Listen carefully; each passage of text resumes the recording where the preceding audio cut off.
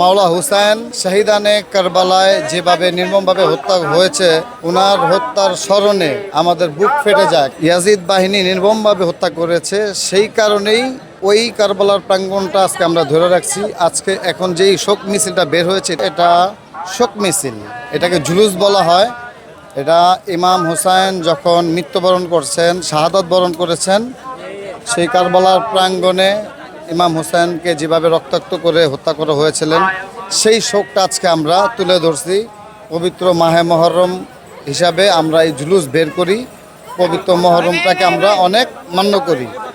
আর মাওলা হুসাইন শহীদানে কারবালায় যেভাবে নির্মমভাবে হত্যা হয়েছে, ওনার হত্যার স্মরণে আমাদের বুক ফেটে যায়। কারণ উনি এমনই একজন ব্যক্তি, ওনার কোনো তুলনা হয় না।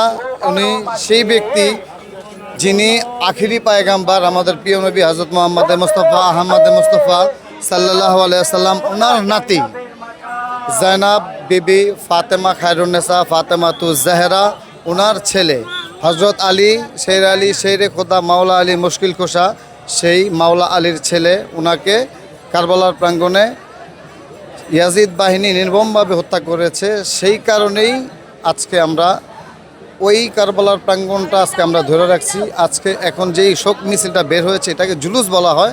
এটা বাংলায় বলি আমরা মিছিল, আসলে এটা মিছিল না, এটা হলো জুলুস। এই জুলুসটা শেষ হবে আমাদের জিকাতলা কারবালার প্রাঙ্গণে। আর এই মিছিলটা বের হয়েছে, এটা একমাত্র শোক। এটা আমরা সবাইকে মেসেজ দিতে চাই যে এই শোক মিছিলটা সারা বাংলা না, সারা পৃথিবীর বুকে যত মুসলিম আছে সকলকে, যে মাওলা হুসাইন আমাদের জন্য যা ত্যাগ করেছেন, ইসলামকে জিন্দা করার জন্য উনি কোরবানি হয়েছেন। আজকে ওনার স্মরণে, ওনার বেদনার স্মরণে আজকে আমরা এই শোক মিছিল নিয়ে বের হয়েছি।